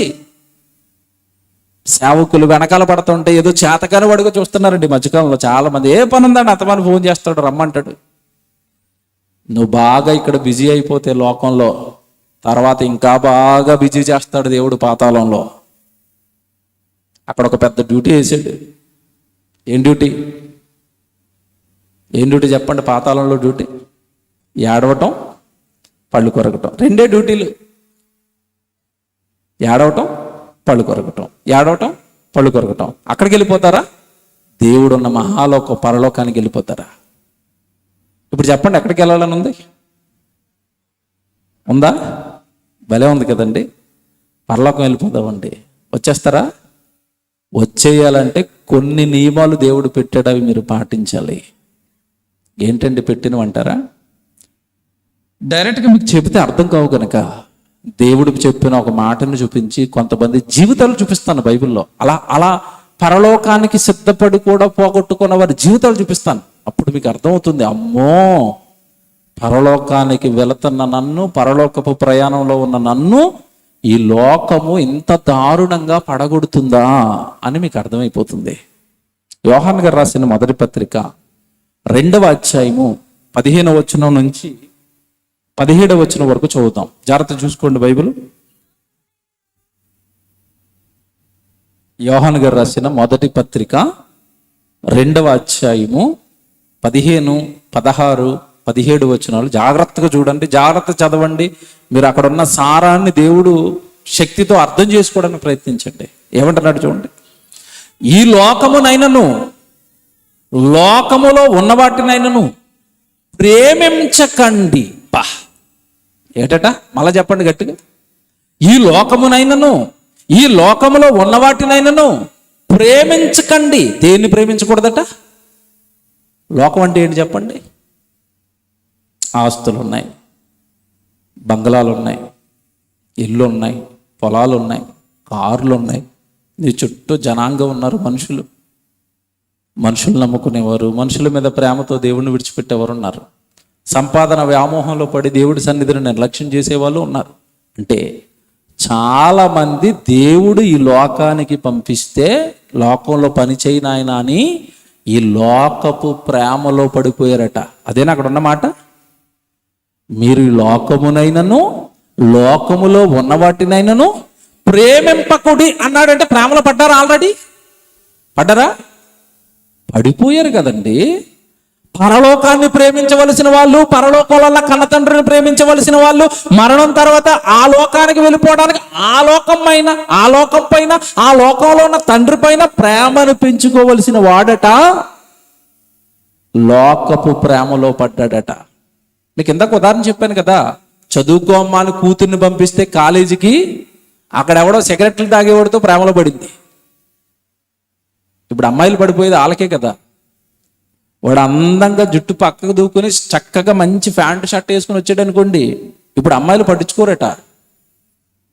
చిరిగిపోయిన జీన్స్ ప్యాంట్ వేసుకోవాలట, చిలకలు కూడా ఉన్నట్టుగా జుట్టు ఇలా పైకెత్తాలట, చేతిలో సిగరెట్ ఉండాలట. రోమియోస్ అట వీళ్ళందరూ. ఇలాంటి అమ్మాయిలు పడతారట. వీళ్ళు చూడండి ఎలా తయారయ్యారు. అంటాడు చిలకలు కూడా వేసుకుని చిరిగిపోయిన ప్యాంట్ వేసుకుని సిగరెట్ కాలుస్తూ లైన్ కొట్టగానే ఇంటికాడ ఉన్న అమ్మని మర్చిపోతుంది అనమాట, నాన్నని మర్చిపోతావు అనమాట. ఏమంటే అలా ప్రేమలో పడిపోతేనండి నిజంగా తల్లిదండ్రులు మనసు ఎలాగుంటుంది. ఎవరో పక్కోడు వార్త చెప్పాడు, అమ్మా మీ అమ్మాయి బండి మీద పలానా పార్కులో నాకు కనపడింది పలానా అబ్బాయితో అని ఇంటికాడ ఎవడో పక్కింటోడు వార్త చెప్పగానే మీ మనసు ఎలాగుంటుంది నాకు చెప్పాలి. ఎలాగుంది? ఎంత కుమిలిపోయింది, ఎంత క్షోభకి వెళ్ళిపోయింది. ఏంటి నా కూతురు ఇలాగ అయిపోయింది. ఎంత నమ్మాను, ఎంత నమ్మకంగా పెంచాను, కావలసినవన్నీ ఇచ్చాను, ఏది కొనమంటే అది కొన్నాను, చదువుకుంటానమ్మా, కాళ్ళ మీద నిలబడతానమ్మా అంటే ఏదో ఉద్ధరిస్తుంది అని చెప్పి లక్షల రూపాయలు అప్పు చేసి కాలేజీలో ఫీజులు కట్టి వేస్తే అబ్బాయితో బండి మీద తిరుగుతున్నావా? గుర్తుందా నీకు? ఇంటికి వచ్చిన తర్వాత ఏం చేస్తావు చెప్పండి? తల్లి కానీ తండ్రి కానీ ఏం చేస్తారు? తాట తీసేరండి ఇంట్లో వేసి. ఎందుకు పంపాను, ఏం చేస్తున్నావు? ఇది మీకు అర్థమైంది. ఈ పెయిన్, ఈ బాధ మీకు అర్థమైంది. ఇప్పుడు పరలోకంలో ఉన్న కన్న తండ్రి ఈ లోకానికి నిన్ను పంపింది ఎందుకు? ఈ లోకపు ప్రేమలో పడమనా? ఈ లోకాన్ని ప్రేమించమనా? ఈ లోకపు ఆశల్లో మునిగిపోమనా? కాదే. పడిపోయామని గుర్తెరిగిన తండ్రి నన్ను మర్చిపోయారేంటి? నా కష్టాన్ని మర్చిపోయారేంటి? నేను పంపానని మర్చిపోయారేంటి? నా దగ్గరికి రావాలని మర్చిపోయారేంటి? నా దగ్గరికి రావాలంటే పరిశుద్ధంగా బ్రతకాలి అని, నా దగ్గరికి రావాలి అంటే మీ దేహాన్ని నా సేవకి ఇవ్వాలి అని, ఇవన్నీ మర్చిపోయి ఎలా బ్రతుకుతున్నారు మీరు? అందుకంటున్నాడు అక్కడ, చదువుదాం ఆ వచ్చిన భాగం ఎంత బాగుంటుంది చూడండి. మీరు ఈ లోకమునైనను లోకములో ఉన్న వాటినైనను ప్రేమించకండి. అలా ప్రేమించారా? చూడండి తర్వాత వెంటనే అక్కడ ఏముందో, ఎవడైనను ఈ లోకమును ప్రేమించిన ఎడల ఇంకెక్కడ పరలోకంలో ఉన్న కన్న తండ్రి మర్చిపోయావు. అబ్బాయి ప్రేమలో పడిపోయిన అమ్మాయి ఇంట్లో ఉన్న నాన్నను మర్చిపోయింది, అమ్మను మర్చిపోయింది, తమ్ముడు మర్చిపోయింది, చెల్లిని మర్చిపోయింది. ఈ లోకపు ప్రేమలో పడిన వాడు పరలోకంలో ఉన్న తండ్రిని మర్చిపోయాడు. ఇక నా ప్రేమ నీలో ఉండదు. పోయావురా నువ్వు లోకానికి. ఆ లోకంలో చిక్కుపోయావురా. ఆ లోకపు కోరలు, సాతాను చాచిన ఆశపు కోరలలో నీ జీవితాన్ని చేజిక్కించుకొని 60-70 ఏళ్ల ఈ జీవితం పైన, ఈ శరీరం పైన మమకారాన్ని పెంచుకొని పరలోకంలో కన్న తండ్రిగా నీ కోసం ఎదురు చూస్తుంటే నన్ను కంప్లీట్గా నువ్వు పక్కన పెట్టావు. ఆ తర్వాత మాటలు చూడండి ఎంత బాగుంటాయి. కింద తండ్రి ప్రేమ వానిలో ఉండదు. ఇంకా ఇదిగో ఈ లోకంలో ఏముందో తెలుసా? లోకంలో ఏముందో తెలుసా? శరీరం నేనిచ్చాను. జాగ్రత్తగా వినండి. శరీరాన్ని నేనే ఇచ్చాను. ఆ శరీరానికి ఆశ పెట్టింది సైతాన్. అందుకే లోకంలో ఏమున్నాయట? శరీర ఆశ, నెక్స్ట్ నేత్ర ఆశ, జీవపు డంబం. ఇవి పరలోకంలో ఉన్న తండ్రి వలన నీలో పుట్టినవి కావు. మరెవరు పుట్టించారు? అవి లోక సంబంధమైనవి. ఇక్కడ ఈ తర్వాత ఈ వచ్చిన జాగ్రత్త చదవండి. లోకమును దాని ఆశయు గతించిపోతాయి. ఈ నేత్రాశలో ఉన్నవాడు గతించిపోతాడు, శరీరపు ఆశలో పడినవాడు నశించిపోతాడు, ఏమంటే జీవపు డంబంలో పడినవాడు నశించిపోతాడు. లోకము దాని ఆశయు గతించును, కానీ దేవుడి ఇష్టమేంటో గుర్తెరిగి ఈ లోకపు ఆశలను తప్పించుకొని దేవుడి చిత్తాన్ని నెరవేర్చేవాడు నిరంతరము బ్రతుకుతాడంటే పరలోకానికి వెళ్ళిపోతాడు యేసుప్రభులాగా. ఏమి చెప్పాడండి బైబిల్లో. యేసుప్రభు అందుకే లోకంలో చిక్కుకోలేదు, లోకపు ఆశల్లో చిక్కుకోలేదు. నేనే మార్గం అన్నాడు కదా. మరి ఆయన వేసిన మార్గం నీకు కనపడటం లేదా? నువ్వెందుకు ఈ శరీరపు ఆశల్లో మునిగిపోయావు?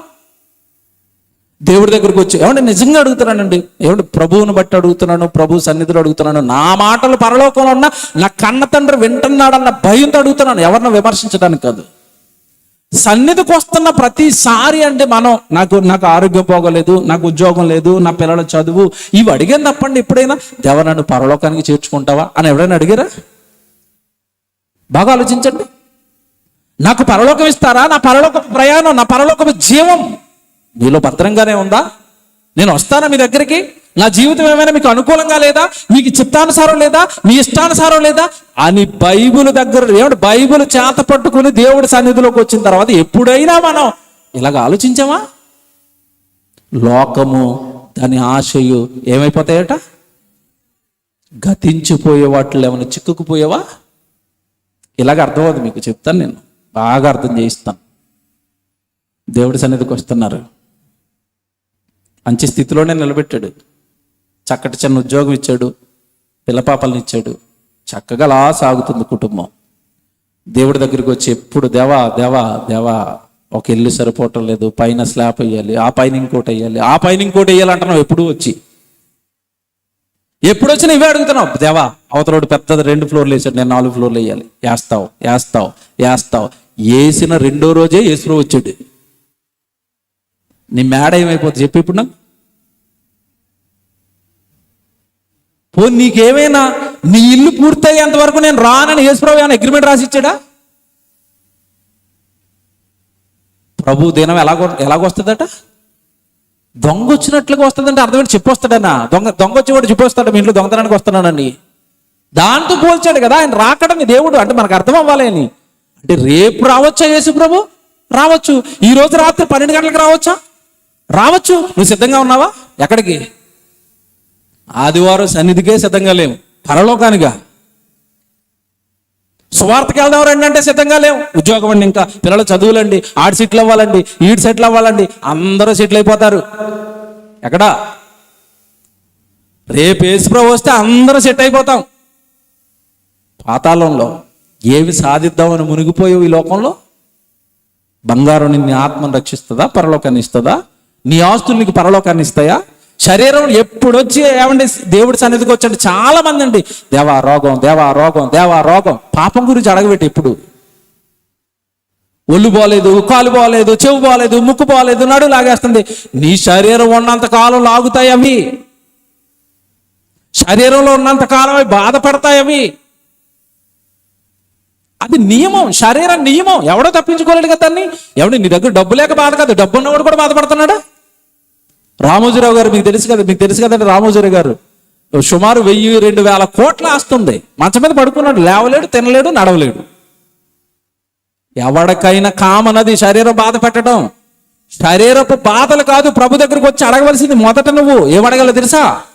ఆత్మకు పాపం అంటిందయ్యా, పాపం మానలేకపోతున్నానయ్యా, కరెక్ట్గా నీ సన్నిధికి రాలేకపోతున్నానయ్యా, నీ ఇష్టాన్ని, నీ ఆజ్ఞలు, నీ వాక్యాన్ని నెరవేర్చలేకపోతున్నానయ్యా, నువ్వు బ్రతకమన్నట్టుగా బ్రతకలేకపోతున్నానయ్యా, నాకు చావు వస్తే నా ఆత్మ రక్షించుకుంటానా, పాతాళానికి వెళ్ళిపోతానా? ఈ భయంతో కదండి బ్రతకాలి. బైబిల్ ప్రకారం నేను అడుగుతున్నాను ఒకటి, మీకు ఇప్పుడు అర్థం అవ్వాలి కదా. లాజరు ధనవంతుడు, ఇద్దరు తెలుసు కదండి మీకు. తెలుసు. ఇద్దరు చచ్చిపోయారండి. ఒక అతనేమో అబ్రహాము రొమ్మును ఆనుకోవడానికి వెళ్ళిపోయాడు. లాజరు ధనవంతుడు ఎక్కడికి వెళ్ళాడు? యాతన పడుతూ ఏమంటే నిత్యాగ్ని దండంలో కాలిపోతున్నాడు. స్టిల్ ఇప్పటికీ కూడా మోసే కాలంలో వెళ్ళిపోయారు వాళ్ళిద్దరు ఈ లోకాన్ని విడిచి. ఎందుకంటే అడుగుతున్నాను, లాజరు ఒంటి నిండా రోగాలు లేవా? రోగంతో చచ్చిపోయి కూడా ఎక్కడికి వెళ్ళాడు చెప్పండి?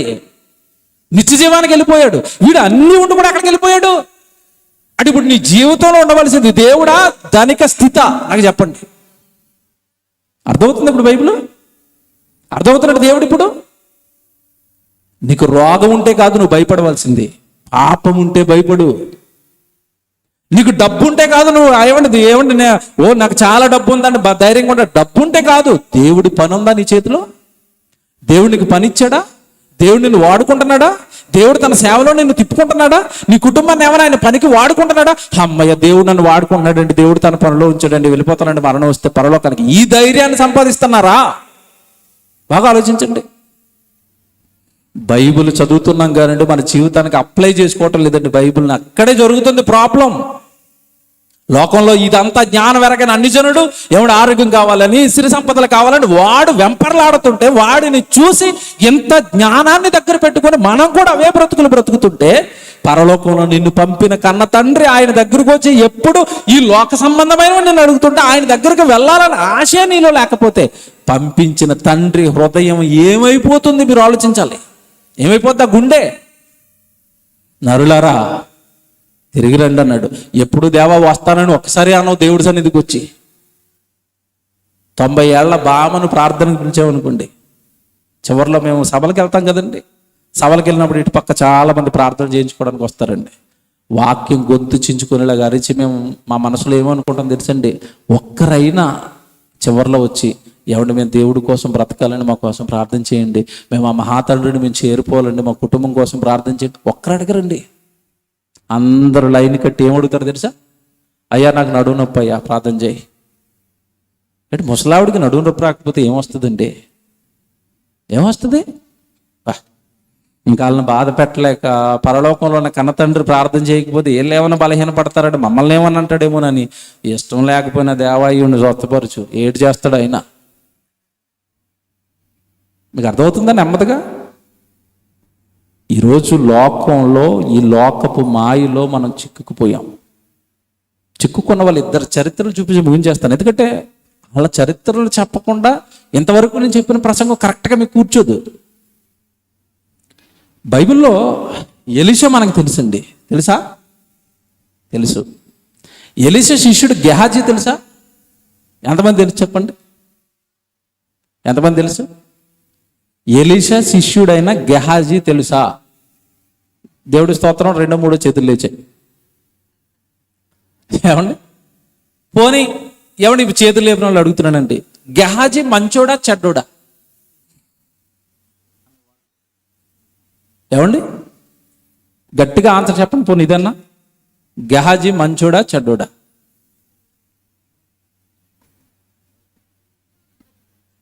వెనకాల నుంచి ఒక ఆన్సర్, ముందు నుంచి ఒక ఆన్సర్. మంచోడా చెడ్డోడా? పోనీ మీకు తెలిసింది చెప్పండి. నేను ఏమన్నాండి, మాస్టర్ నేటి నేను ఏమన్నా కొట్టనాకే? మీకు ఏం తెలుసో చెప్పండి. మంచోడా చెడ్డోడా? మొత్తం మీద చెడ్డోడానికి కన్ఫర్మ్ చేశారమ్మా, అంతేనా? Very good. మొదట మంచోడట, తర్వాత చెడ్డోడు అయిపోయాడట. మంచి ఆన్సరే, నిజమే. ఇప్పుడు గెహాజీ ఎవడని ఫిక్స్ అవుదాం. ఇప్పుడు ముందు అందులోకి వెళ్ళక ముందు చరిత్ర చదువుదాం, కానీ వెళ్ళక ముందు ఏమని ఫిక్స్ అవుదాం? గెహాజీ ఎవడు? చెడ్డోడు, మంచోడు కాదు. మీకు ఇంకా బాగా అర్థం అన్నట్టు విలన్ అనుకుందాం. హీరో కాదు, విలన్. ఫిక్స్ అయిపోదాం, దీని మీద ఫిక్స్ అయిపోదాం. బైబిల్లోకి వెళ్దాం. వీడు ఎందుకు విలన్ అయిపోయాడు? ఎందుకు చెడ్డోడు అయిపోయాడు? చరిత్ర మీకు తెలుసు కదండి. మరి అదంతా చెప్పడానికి నాకు టైం సరిపోదు కనుక మీరు చదువుకోండి. రాజుల 2వ గ్రంథం 5వ అధ్యాయంలో ఈ చరిత్ర అంతా ఉంటుంది, మొదటి వచనం నుంచి. రాజుల 2వ గ్రంథం 5వ అధ్యాయం నుంచి చరిత్ర అంతా ఉంటుంది. ఏంట చరిత్ర అంటే, ఎలీషా ప్రవక్తగా ఉన్న కాలంలో గెహాజీ లాంటి శిష్యులు చాలా మంది ఉన్నారు ఎలీషా వెనకాల. ఎలీషా ఒక ప్రవక్త. ఆ రోజు పక్కన ఒక దేశం ఉంది, సిరియా దేశం అని. ఆ సిరియా దేశానికి ఒక సైన్యాధిపతి ఉన్నాడు, అతని పేరు నయమాను. ఆ నయమాను ఆ దేశం మొత్తానికి సైన్యాధిపతి. డబ్బు ఉంది, అధికారం ఉంది, చక్కటి కుటుంబం, చాలా గొప్ప స్థితిలో ఉన్నాడు లోకంలో. కానీ ఒక ప్రాబ్లం ఉంది అతనికి, కుష్ఠరోగం ఉంది. చాలా చోట్ల తిరిగాడు, అప్పటికి కుష్ఠరోగానికి వైద్యం లేదు, ఎవడు బాగు చేయలేకపోతున్నాడు. కోట్లు, ఇప్పుడు మీకు అర్థమయ్యే భాషలో చెప్పాలంటే కోట్ల రూపాయల డబ్బు ఉంది, ఒంట్లో రోగం ఉంది, పోవటం లేదు. చాలా చోట్ల తిరగ్గా ఆ నయమాన్ ఇంట్లో అప్పటికే ఈ యూదులంతా కూడా చెరపట్టబడ్డారు, చెరలో ఉన్నారు. ఆ చెరలో ఉన్న ఇశ్రాయేల్లో ఒక కుమార్తె అతని ఇంట్లో పనిచేస్తుంది. అప్పుడు ఆ కుమార్తె చెప్పింది, అయ్యా మేము ఇశ్రాయేలులం కదా, మా ఇశ్రాయేలు దేశం ఉంది, ఆ దేశంలో ఒక ప్రవక్త ఉన్నాడు, ఆయన దగ్గరకు గనక మీరు వెళితే మేము నమ్ముకున్న మా దేవుడు, ఇశ్రాయేలు దేవుడు, సైన్యాధిపతి అని యెహోవా ఎలాంటి రోగాన్నైనా ప్రవక్తతో తీసేస్తాడు. మీ ఇంట్లో ఉన్న పని మనిషిగా మీకు ఒక మంచి సలహా ఇస్తున్నాను, మీరు ఖచ్చితంగా మా దేశానికి వెళ్ళండి, మా ఇశ్రాయేలు దేశానికి వెళ్ళండి అని ఒక కుమార్తె ఒక మంచి సలహా ఇచ్చింది. దేవుడు నమ్ముకుంది కదండి. దేవుడు నమ్ముకున్న వాళ్ళు ఎక్కడున్న దేవుడి గురించి చెప్తారండి.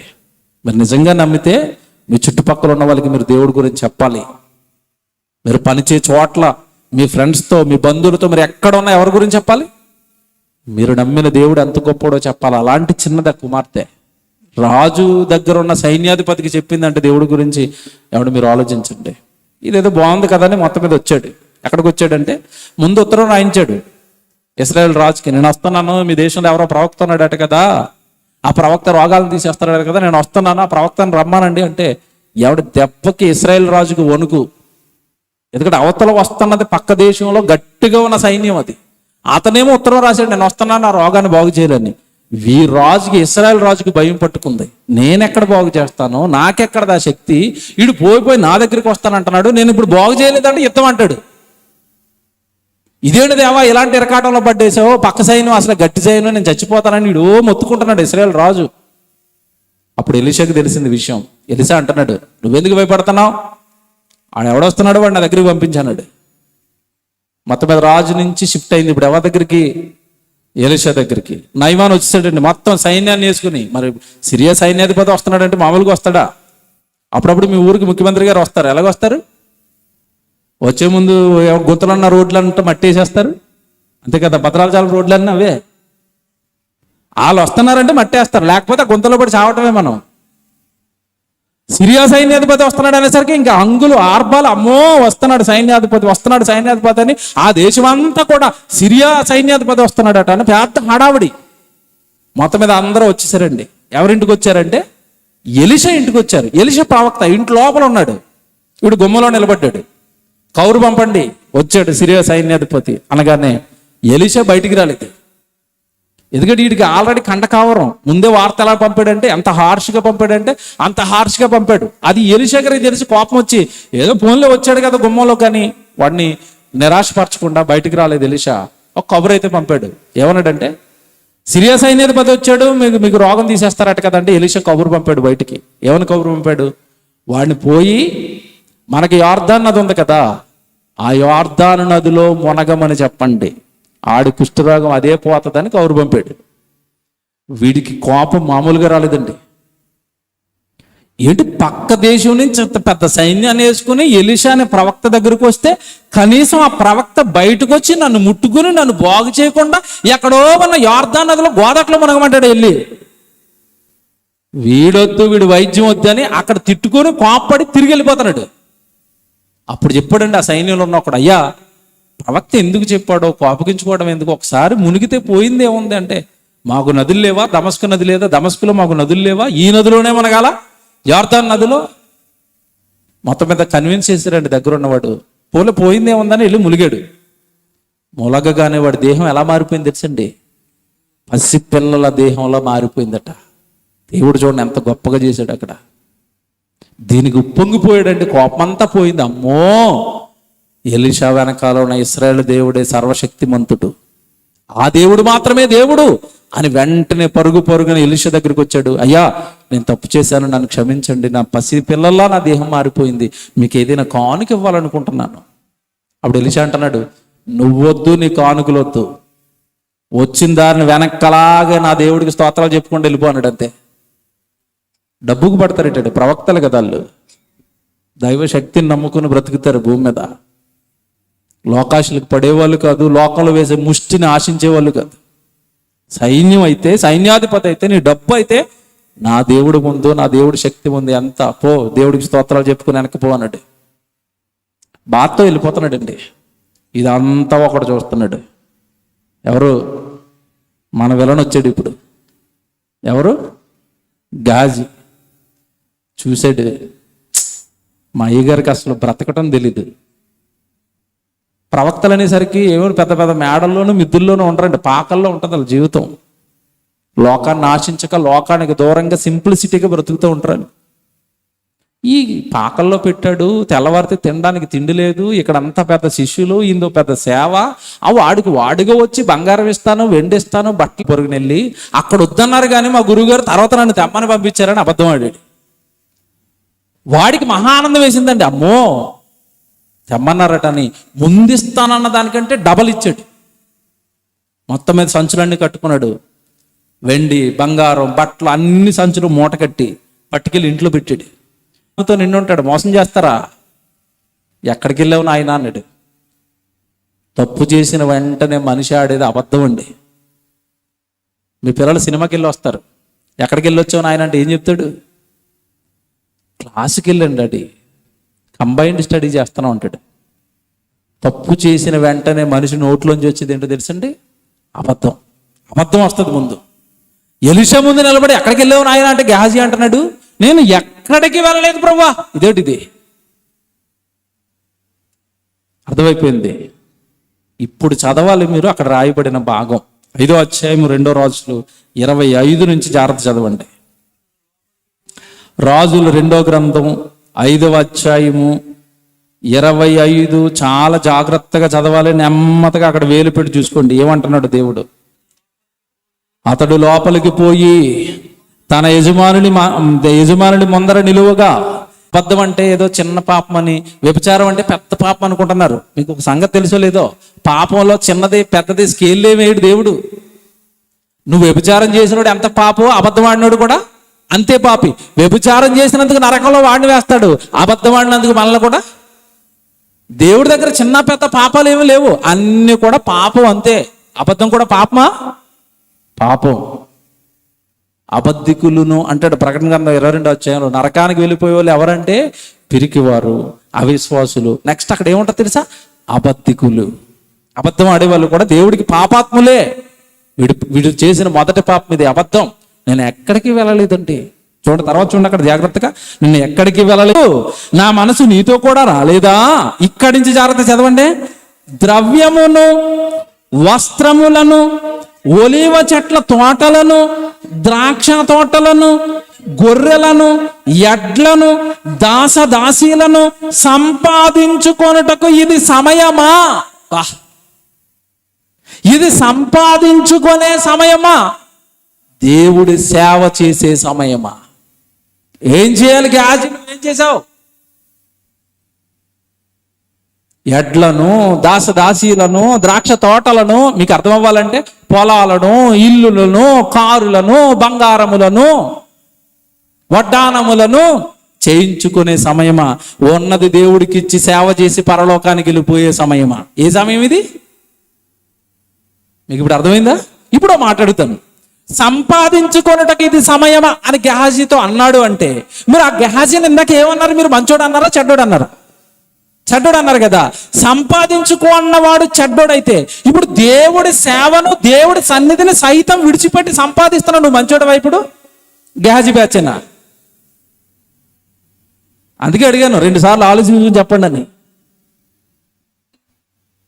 ఆదివారం గుడికి ఎందుకు రావట్లేదంటే పని అంటున్నావు కదా, నువ్వు గెహాజీవి కాదా? సువార్తకు రండి, ప్రార్థన గుడికి రండి, ఉపవాసానికి రండి అంటే ఏవో కారణాలు చెప్తున్నావు కదా. నువ్వు గెహాజీ, నేను ఇంకెక్కడే ఉంటానంటే ఎవరండి మనల్ని బాగు చేసేది? మనం చిక్కుకోలేదా ఈ లోకపు ఆశల్లో? బాగా ఆలోచించండి. నేను చెప్తున్నది కరెక్ట్ కదా? కరెక్ట్గా అర్థమవుతున్నాయి మీకు అన్నీ. సంపాదించుకునే సమయమా, దేవుడి కోసం బ్రతికే సమయమా? మీరు బాగా ఆలోచించుకోండి. ఈ రాత్రి మన దేహం దేవుడికి ఇచ్చే సమయమా? ఈ లోకంలో ఏవో డబ్బు బంగారం సంపాదించుకొని అన్ని విడిచిపెట్టి వెళ్ళిపోయే సమయమా? ఏ సమయం ఇది? ఆదివారం గుడికి ఎందుకు రావు, ప్రార్థనకి ఎందుకు రావు? అంత బిజీగా నువ్వు ఏం చేస్తున్నావు లోకంలో? ఏం చేస్తా పోనీ అంత బిజీ అయిపోయి సంపాదించిన దాంతో ఏం చేస్తావని నేను అడుగుతున్నాను. పరలోకం ఇస్తుంది కొన్నావు. బాగా ఆలోచించి రాత్రి. శరీరం అని, శరీర సుఖాలని, శరీరానికి ఆస్తులని, ఇల్లని, పొలాలని, ఇది సంపాదించే సమయమా? దేవుడి కోసం బ్రతికిచ్చే సమయమా? దేవుని పిల్లలారా, రాత్రి చాలా జాగ్రత్తగా నేను చెప్పిన ప్రతి మాట ఆలోచించండి. ఒకవేళ నా ప్రసంగంలో ఏదైనా తప్పు ఉందంటే నన్ను మర్చిపోయాడు. బంగారం తెచ్చుకున్నావు కదా, అతను కొన్న వెండి తెచ్చుకున్నావు కదా, అతను ఇచ్చిన మంచి విలువైన వస్త్రాలు తెచ్చుకున్నావు కదా, ఆడికి కుష్టి ఉందరా, తెచ్చుకోవటం మర్చిపోయావు. మరి అన్ని తెచ్చుకుని అది ఎందుకు మర్చిపోయినా ఆయన? అది నేను నీకు ఇచ్చేస్తానులే అని ఇచ్చేసాడు. ఏమిచ్చాడు ఇప్పుడు? ఏమిచ్చాడు? అది కదా. ఇప్పుడు అన్ని డబ్బు ఉంది, ఆస్తి ఉంది, బంగారం ఉంది, ఒంటి నిండా రోగం ఉంది. ఏం చేయాలి ఇప్పుడు గెహాజీగాడు? సేవలో ఉంటే రోగం వచ్చేదా? ఇంకోటి చెప్పనా ఇప్పుడు మీకు? ఇప్పుడు ఈ రోగం తగ్గించుకోవడానికి డబ్బంతా పెట్టిన రోగం పోతుంది ఇప్పుడు? పోదు. అదే గురువు గారి పక్కన సేవలో ఉంటే ఎంత బాగుండేవాడు, ఎన్ని అద్భుతాలు చేసేవాడు, ఎన్ని సూచక్రియలు చేసేవాడు, ఎంతమందికి దేవుడి గురించి చెప్పేవాడు, చక్కగా పరలోకానికి వెళ్ళిపోయేవాడు. అలాంటి భాగ్యాన్ని పోగొట్టుకుని డబ్బని, బంగారం అని, ఇళ్ళని, పొలాలని వాడి జీవితాన్ని నాశనం చేసుకుని కుష్టుని అంటించుకున్నాడు. అన్ని తెచ్చుకుని కుష్టి ఎందుకు మర్చిపోయావు? ఇంకా చెప్పను ఆఫర్ నీకు ఇప్పుడు బంపర్ ఆఫర్ ఇస్తున్నాను గెహాజీ. నీ ఒక్కడికి మాత్రమే కాదు, నేను ఒకటి ఇచ్చాడండి దేవుడు. ఏమిచ్చాడు చెప్పండి బాగా ఆలోచించి. ఎవ్వడు ఈ లోకంలో పాపాలు కడుక్కోలేడు, కానీ ప్రభు మనల్ని బాప్తిసం తీసుకున్న వెంటనే ఉచితంగా మన పాపాలన్నీ కడిగేశాడు. ఇది భాగ్యం కదా? నువ్వు బైబిల్ జ్ఞానానికి పరలోకం ఉందని, పరలోకంలో దేవుడు ఉన్నాడని, ఆయన పిల్లలని ఆయన పుట్టించాడని, ఆయన ఈ లోకానికి పంపాడు అని సర్వజ్ఞానం నీ చేతుల్లో పోస్తే నువ్వు నా కోసం బ్రతికి అనేక మంది నా దగ్గరకు పంపిస్తావంటే నువ్వు కూడా ఆ లోకంలో మునిగిపోతే ఎలా కొడుకా అంట దేవుడు. గెహాజీ స్థానంలో మనల్ని పెట్టుకొని ఎవడు అక్కడ ఎలీషా గారి స్థానంలో దేవుడుండి ఇంత గొప్ప రక్షణ భాగ్యాన్ని నీకు ఇస్తే నువ్వు కూడా డబ్బు, ఇల్లు, బంగారం 60-70 ఏళ్ల తర్వాత విడిచిపెట్టే వాటి కోసం దేవుడు విడిచిపెట్టేస్తున్నావా? దేవుడు సేవ వద్దంటున్నావా? దేవుడు పని వద్దంటున్నావా? దేవుడు సన్నిధి వద్దంటున్నావా? ఇలా మారిపోయేవేంటయ్యా నువ్వు అని మనల్ని అండా. బాగా ఆలోచించండి. అండా క్రైస్తవుడు ఎలా జీవించాలో తెలుసండి. క్రైస్తవుడు మహాజ్ఞాని. ఈ రహస్యాలన్నీ, ఈ సంగతులన్నీ తెలిసిన ఏకైక జ్ఞాని క్రైస్తవుడు. బైబిల్ చేతుల్లో పెట్టుకొని ఎలా బ్రతకాలని దేవుడు ఉద్దేశించాడు తెలుసంటే, ముగించేస్తాను. కొలసీలకు రాసిన పత్రిక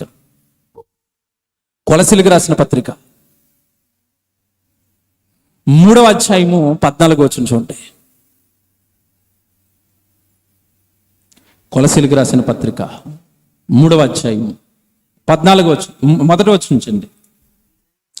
కొలసీలకు రాసిన పత్రిక 3వ అధ్యాయము మొదటి వచనం నుంచి 3 వచనాలు జాగ్రత్త రాసుకోండి. మీరు క్రీస్తుతో కూడా లేపబడిన వారైతే, బాప్తిస్మం అనే కార్యక్రమం ద్వారా మీరు క్రీస్తుతో కూడా లేపబడిన వారైతే, ఎందుకంటే అంతకుముందు మీరు చచ్చిపోయారు. ఎలా చచ్చిపోయాం? అపరాధముల చేతను పాపముల చేతను మనం చచ్చిన వారమై ఉండగా క్రీస్తు మనలను మరలా ఏం చేశాడు? బ్రతికించాడు. చచ్చిపోయిన మనల్ని క్రీస్తు రక్తం పెట్టి మరలా బ్రతికించాడు కదా. అదే చెప్తున్నాడు అక్కడ ప్రారంభంలో, మీరు క్రీస్తుతో కూడా లేపబడిన వారైతే. జాగ్రత్త చదువుకోండి, బైబిల్ లేని వాళ్ళు చాలా జాగ్రత్తగా ఈ వచనం ఒకటి వినండి. మీరు క్రీస్తుతో కూడా లేపబడిన వారైతే పైనున్న వాటినే వెతకండి. ఏం వెతకాలట? పైన అంటే ఏడు చెప్పండి నాకు. మన ఇంటి పైన ఉన్న కొబ్బరికాయలు ఎత్తుకోమనా? ఆకాశం పైన ఉన్న చందమామను నక్షత్రాలను కొనేద్దామని వెతుక్కోమనా? పైన ఉన్న వాటిని వెతుక్కోండి అండి. పైన ఏముంది? పరలోకం ఉంది. మీ నాన్న అక్కడ ఉన్నాడు. నరులారా తిరిగి రండి అని చేతులు చాపిన నీ కన్న తండ్రి అక్కడ నుండి నీ కోసం ఎదురు చూస్తున్నాడు. పైన నీ చూపు ఎక్కడికి మారిపోవాలి? క్రైస్తవుడు అయితే ఎటు మారిపోవాలి? పైకి. నిజంగా నా జీవితంలో జరిగింది చెప్తానండి. వాక్యం నేర్చుకుంటున్న తొలినాళ్ళలోనండి చాలా కటిక పేదరికం అండి మాది. ఆటోలు ఎక్కడానికి, ట్రైన్లు ఎక్కడానికి, బస్సులు ఎక్కడానికి కూడా నా జేబులో డబ్బులు ఉండేవి కాదు. బైబిల్ నేర్చుకోవడానికి బైబిల్ క్లాసులకి వెళ్తున్న టైంలో నడుచుకుని వెళ్ళిపోయేవాడినండి. నడుచుకుని వెళ్ళిపోయిన ఒక రాత్రి అక్కడ ఒక బైబిల్ క్లాస్ విన్నానండి. నిజంగా నా హృదయాన్ని తాకింది అది. అమ్మో, మన బైబిల్ గ్రంథం ఎంత గొప్పదా నా హృదయాన్ని తాకిన వెంటనే వెనకాల బ్యాగ్ వేసుకున్నాను. బైబిల్ నోట్స్ అన్ని వెనకాల ఉన్నాయి. ఇక నేను రోడ్డు మీద నడుచుకుంటా, ఇంకా ఆ వాక్యాలే జ్ఞాపకం చేసుకుంటా, పైకి చూసుకుంటే దేవా స్తోత్రం, ఇలా రాయించారండి, ఎంత గొప్ప బైబిల్ అండి. మొత్తం నా కళ్ళన్నీ పైకి ఉన్నాయి, మాట్లాడుకుంటూ వచ్చేస్తున్నాను రోడ్డంప. అక్కడ ఉన్న వాళ్ళందరూ నన్ను చూస్తున్నారండి. ఈడేటి పైకి చూస్తున్నాడు, వాళ్ళకేం అర్థం అవ్వట్లేదు. పైకి చూస్తున్నాడు, మాట్లాడుకున్నాడు, పైకి చూస్తున్నాడు, మాట్లాడుతున్నాడు. ఏడ్రా అని చివరికి వెళ్ళేసరికి ఒకడు అంటున్నాడండి, ఆడు క్రైస్తవుడురా. ఆనందం వేసిందంటే ఆడికి తెలుసు అనమాట. అయితే అంటే క్రైస్తవుడు ఎక్కడికి చూడాలి? వాడు క్రైస్తవుడురా, వాళ్ళకి పిచ్చి పట్టిందిరా, పైన దేవుడు ఉంటాడని నమ్ముతాడురా, ఆడికి ప్రార్థన చేసుకుంటున్నాడు రా వీడు అంటున్నాడు ఒకడు. హైందవులకు కూడా, దేవుడు నమ్మనోడు కూడా ఒక విషయం అర్థమైంది. ఏమర్థమైంది? దేవుడు ఎక్కడ ఉంటాడు? మనం ఎప్పుడైనా పైకి చూసామా?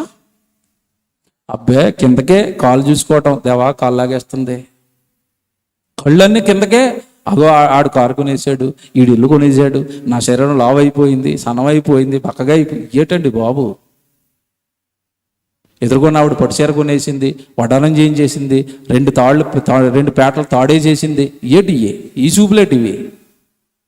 ఇలా చూసి ఇరుక్కుపోయి చచ్చిపోయారు చాలా మంది. ఇప్పుడు ఒకరిని చూపించాను. ఎవరు? వాటినే మీరు వెతకండి. తర్వాత చూడండి అక్కడ ఏముందో, పైన వాటినే వెతకండి, అక్కడ క్రీస్తు దేవుని కుడి పార్శ్వమున చనిపోక తప్పదు. ఇస్కరియోతు యోధాకు అవకాశం ఇచ్చాడు అని అందరితో పాటు యేసుప్రభు, ఒరే సేవ చేయరా, నీకు దెయ్యాలు వెళ్ళగొట్టి అధికారం ఇస్తానరా, చక్కగా స్వస్థతలు సువార్తలు చేసి అధికారం ఇస్తానరా అంటే అధికారాన్ని పొందుకున్నాడని సేవలో ఉన్నాడు. ఒక్కరోజు దెయ్యం పట్టేసింది వీడికి. ఏంటో దెయ్యం? ప్రభు వెనకాల వెళ్తే ఏమొస్తుందిరా, సేవ చేస్తే ఏమొస్తుందిరా, ధనవంతుడు అవ్వా, నీకు డబ్బులు వద్దా, మీ ప్రభువుని అప్పగిస్తే మేమేమిస్తాం? 30 వెండి నాణాలు ఇస్తాం. నిత్య జీవం పరలోకం రాన్న యేసు ప్రభు మాటలు 30 వెండి నాణాలు మూట చూడగానే మాయమైపోయింది. అయిపోయిందా? ఆదివారం సన్నిధి అని ప్రసంగాలు చేస్తున్నాడు ఇక్కడ పాస్టర్ గారు. వెళ్ళిపోవాలి అంటున్నాం. ఈలో పక్కడొచ్చి పెళ్లికి వెళ్దాం రావా అన్నది. ఏమైపోయింది నీకు? ఊరుకోండి, ప్రతి ఆదివారం ఏం వెళ్తాంలే, పెళ్ళికి వెళ్తే బూర్లు, బిర్యానీ, ఏమంటే అక్క చెల్లి, బంగారము, బట్టలు, అక్కడ బాగుంటుంది కదా. గుళ్ళో ఏముంటుంది? ఆరాధన, స్తుతి, స్తోత్రం, కానుకలు ఇవ్వండి, దేవుడి కోసం బ్రతకండి, పాపం చేయకండి. బాబోయ్, వినలేకపోతున్నాం. ఇదేనా? గెట్ రెడీ, సిద్ధపడు. దేనికి? పైనున్న వాటిని వెతుకు, భూ సంబంధమైన వాటి మీద మనసు పెట్టుకోవద్దంటే నా మనసు అంతా ఇక్కడే లాక్ అవుతుంది అంటవా? పైకి వెళ్ళవిక. ఎక్కడికి వెళ్తాం? పైకి రాని వాళ్ళు అందరూ మరి ఎక్కడో చోట సెటిల్ చేయాలి కదా. కింద ఒకటి కట్టాడు. ఇప్పుడు కింద ఏం కట్టాడు? పాతాళం. అక్కడ నరకమున వారి పురుగు చావదు, అగ్ని అబ్బబ్బబ్బబ్బ. ఆరిపోని అగ్ని ఉంటుందా? ఆరిపోని అగ్ని ఉంటుందండి? ఆరిపోయే అగ్గితో వంట చేస్తాను ఆడపిల్లలకి వేలు కాలితేనే అబ్బో మామూలుగా ఉండదు రచ్చ. బర్నలు రాసేసి గుడ్డలు కట్టేసి అమ్మో కాలిపోయిందండి కాలిపోయిందండి. ఇటు ఆరిపోయే అగ్గితో కాలిస్తేనే ఎంత బాధ అయితే, ఆరని అగ్నితో కాలిస్తే బాబోయ్. ఊహించండి ఒకసారి. పోనీ ఆరని అగ్ని ఉంటుంది ఏంటంటే ఎలా రాస్తారండి బైబిల్లో? ఆరిపోని అగ్ని ఉంటుందా? ఉండదా? సూర్యుడు ఆరిపోని అగ్నే. ఆరిపోతున్నాడు ఎప్పుడన్నా? ఒకసారి సూర్యుడి దగ్గరికి వెళ్ళమనండి. మన చంద్రయాన్ 3 ప్రయోగించి చంద్రమా మీదకి వెళ్ళారు కదా, సూర్యుడి మీదకి ఏమైనా పంపమానండి? అది ఆరని అగ్ని. కొన్ని వేల కిలోమీటర్ల దూరంలోనే నువ్వు ఎంత మంచి లోహం పంపినా కరిగిపోతాయి. ప్రేమమయుడండి దేవుడు, మిమ్మల్ని ప్రేమించే చెప్తున్నాడు ఇవన్నీ. మీరు ఎక్కడ ఇందులో ఇరుక్కుపోతారోనని. నా కొడుకు కదా, నీ కోసం ఎదురు చూస్తారానమ్మా. ఉండని లోకం మీద ప్రేమ ఎందుకమ్మా నీకు? ఇస్కరియోతు యోధగాడు అలాగే పడిపోయాడమ్మా. బిలాం అలాగే పడిపోయాడమ్మా. అననీయ సప్రాలు అలాగే పడిపోయారమ్మా. అదిగో గెహాజీగాడు అలాగే పడిపోయాడమ్మా. ఆదామావలు వద్దురా పడుతున్నదంటే వాళ్ళు అలాగే పడిపోవద్దయ్యా. ఆ లోకం అనిపిస్తుంది. ఈ లోకంలో మీరు పడకండి. సహోదరులుగా, అక్కలుగా, తమ్ముళ్ళుగా ఆ లోపలికి ఎంటర్ అవగానే వీడి మొహం ఇలాగున్న మొహం ఇంత లావు అవుతుంది. అమ్మ ఉయ్యాలంటాడు, అమ్మ జైంట్ వీల్ అంటాడు, అమ్మ నేను అది తొట్టులోకి దూకేస్తున్నాడు, అమ్మ స్విమ్మింగ్ పూల్ అంటాడు, ఇంక అమ్మ పీచ్ మెడల్ అంటాడు, డేవండి ఆటలు అంటాడు, పాటలు అంటాడు. ఓ అందులో మునిగిపోయాడు. ఏమంటే పెద్దోళ్ళకి అమ్మ నాన్నలకి ఎలా ఉంటుంది చెప్పండి? ఏడేటో పిచ్చి, ఒరే త్వరగా ఎక్కరా, త్వరగా దిగరా, ఇంటికి వెళ్ళిపోదాం రా. ఆడికి ఎలాగుంటుంది? ఊరుకమ్మా అత్తమాటి ఇంటికి ఏమి వెళ్తాం. పోనీ ఎగ్జిబిషన్లో ఆటలన్నీ ఆడించారు, చివరికి వెళ్ళిపోదాం రారా అంటుంటే నేను రాను ఇక్కడే ఉండిపోతాను అన్నాడు. ఎలాగుంటుంది మీకు? ఇప్పుడు ఇల్లు ఉందరా మనకి, అక్కడి నుంచి వచ్చావురా, ఇదేదో బాగుందంటే జస్ట్ నీకు సెలవుల కోసం వేసిన సెటప్ రా, ఇది తీసేస్తారా, ఇక్కడ ఉంటే పోతావరా, నువ్వు ఇంటికి వెళ్ళిపోతావరా అంటారా అనరా? యేసు ప్రభు కూడా జాగ్రత్తగా వినండి, మనం పుట్టక మునుపు ఈ సృష్టిని కట్టాడు. సూర్యుడిని, చంద్రుడిని, సెలయేర్లు, నదులు, బంగారు కాలం మనం ఉండడానికి కట్టాడు. యేసు ప్రభు రెండో రాకళ్ళు ఈ మొత్తం ఏమైపోతాయి చెప్పండి? లైవ్ అయిపోయి కరిగిపోవు. ఆడు ఎలాగైతే ఎగ్జిబిషన్ ఎత్తేసాడో సెలవులు అయిపోయిన తర్వాత యేసు ప్రభు అయితే లోకాన్ని ఎత్తేస్తాడు. మనకు అర్థం అవ్వలేదేమో ఇంతకాలం ఉండవు ఈ లోకంలో. చరిత్రలో ఒక మహా వ్యక్తి అండి, అలెగ్జాండర్ ది గ్రేట్. చదువుకున్న పిల్లలకు తెలుసు. 20వ ఏట రాజు అయ్యాడండి. రాజకాంక్షతో మొత్తం ఈ లోకాన్ని మొత్తం జయించేస్తానని దండెత్తాడు. లోకాన్ని మొత్తం జయించేసాడండి. కోట్ల అధిపతి అయిపోయాడు. రాజ్యాలన్నీ అతనవే. ఏం జరిగిందో తెలీదు. ఒక చిన్న దోమ కుట్టింది, ఒక రకలాంటి జ్వరం వచ్చింది. ఇది మరణకరమైన వ్యాధి, నువ్వు చచ్చిపోతావండి డాక్టర్లు చెప్పేశారు. వాడిదే మీదకి ఏమొచ్చింది? ఇప్పుడు చావు వచ్చింది. ఏమన్నాడు తెలుసండి? చదువుకున్న పిల్లల్ని అడగండి, చెప్తారు వాళ్ళు. ఏమన్నాడు తెలుసా? డాక్టర్లు అందరూ కన్ఫర్మ్ చేశారండి, నువ్వు చచ్చిపోతావు కొద్ది రోజులు అనగానే వాడికి అప్పుడు వైరాగ్యం వచ్చింది. అప్పుడు జ్ఞానం వచ్చిందండి అలెగ్జాండర్కి. చివరిలో మరణశయ్య మీద పడుకుని, బెడ్ మీద పడుకుని 3 విషయాలు ప్రపంచానికి మీరు చెప్పాలని డాక్టర్లకి చెప్పాడు. ఏం చెప్పాడు తెలుసా? మొత్తం అందరిని పిలిపించాడండి. డాక్టర్లు అండి, ఎందుకంటే సైన్యాధిపతి కదండి, మొత్తం రాజ్యం అంతా వాడిదే కదా. డాక్టర్లు అందరూ వరుసగా నిలబడ్డారు. నేను చివరిగా ఈ 3 సంగతులు చెప్తున్నాను, మీరు సమాజానికి చెప్పాలన్నాడు. ఏంటయ్యా 3 సంగతులు అంటే, నా పాడిని డాక్టర్లు మాత్రమే మొయ్యాలి. Rule number 1. నా శవపేటికి ఎవరు మొయ్యాలి? డాక్టర్లు మాత్రమే మొయ్యాలి. రెండో కండిషన్ ఏంటంటే, నా శవపేటికిన డాక్టర్లు మోస్తూ అలా తీసుకుని వెళ్ళిపోతున్నప్పుడు నేను సంపాదించిన ధనం, వెండి, బంగారం అంతా కూడా దారి పొడుగున మీరు విసిరేయాలి. శవం వెళ్తున్నప్పుడు చిల్లరేస్తారు కదా మనోళ్ళు, అలాగా వాడు ఏమన్నాడంటే, నేను సంపాదించిన ధనం అంతా విసిరేయండి అన్నాడు. Rule number 2. చివరి 3వ రూల్ ఏంటో తెలిసింది? నేను ఏ శవపేటికలు అయితే పడుకున్నానో ఆ శవపేటికి లెఫ్ట్ సైడ్ ఒకటి, రైట్ సైడ్ ఒకటి 2 హోల్స్ చేయాలి చేతుల దగ్గర. చేసి ఆ హోల్స్ లోంచి నా చేతులు ఇలా బయటకు ఎట్టండి అన్నాడు. ఇలా బయటకు ఎట్టిన శవాన్ని ఆ శవయాత్ర చేసుకుంటూ తీసుకెళ్ళండి అన్నాడు. వీళ్ళకి ఏం అర్థం అవ్వట్లేదు, డాక్టర్లకి పిచ్చోళ్ళు అయిపోయారు వీళ్ళు. ఇదెందుకయ్యా ఈ 3 మీరు చెప్పారంటే, వీటిలో ఉన్న భావం ఏంటో చెప్తున్నానండి. ఏంటి భావం? డాక్టర్లు అయ్యకుండు కూడా మీరు నా మరణాన్ని ఆపలేకపోయారు. చావుని ఏ డాక్టర్ ఆపలేడని సమాజానికి తెలియాలి. అందుకే మీరే నా శవాన్ని మోయాలన్నాడు. ఎలాగుంది? మరి డబ్బు ఎందుకయ్యా చల్లేస్తున్నావంటే, ఎవడు ఎంత సంపాదించినా చివరికి అన్ని ఎక్కడే విడిచిపోకని తెలియాలన్నాడు. మరి చేతులు ఎందుకయ్యా బయటకంటే, నేను పుట్టినప్పుడు వట్టి చేతులతో పుట్టాను, వెళ్ళేటప్పుడు కూడా వట్టి చేతులతోనే వెళ్ళిపోతున్నాను. ఈ సారం లోకానికి చెప్పండి అన్నట్టు. అడిగి బైబిల్ తెలియదండి. బైబిల్ తెలియకపోయినా బ్రతుకు నేర్పిన పాఠం అది. ఈరోజు మన చేతుల్లో బైబిల్ ఉంది కదా, ఏమైనా పట్టుకుని వెళ్తామా? ఇల్లు కట్టేసానంటే ఇల్లు ప్యాక్ చేసుకుని వెళ్ళిపోతానంటే వెళ్ళిపోతాడు. చావుతారు శ్మశానం దగ్గరికి, గేట్ దగ్గర ఆపేస్తారు కదా. చివరికి ఎంత దారుణంగా ఉంటుందో తెలుసండి పరిస్థితి. ఆడపిల్లలు చచ్చిపోతే వృద్ధాప్యంలోకి వచ్చిన వాళ్ళు చెవులు, ముక్కులు, ఏమండి ఈ చేతులు కొన్నవి, కాళ్ళు కొన్నవి మొత్తం లాగేస్తారండి. పాపం ఈ ఆడపిల్లడు పెట్టుకుని ముక్కు కూడా ఇరికిపోద్ది, బంగారం ఉంది. చివరికి పట్టకరేట్ అది కూడా లాగేస్తారు. మొత్తం ఒలి చేసి పంపిస్తారు మనల్ని. ఎక్కడికి? మరి ఏం సంపాదిద్దామని దేవుడికి దూరంగా ఉంటున్నావు నువ్వు? ఏం పట్టుకెళ్ళిపోదామని? బాగా ఆలోచించి రాత్రి నీ పరలోకంలో ఉన్న కన్న తండ్రి నీ కోసం ఎదురు చూస్తున్నాడు. ఆయన్ని చేరుకుంటావా? ఈ లోకపు ఆశలతో నరకానికి వెళ్ళిపోతావా? నీ ఇష్టం.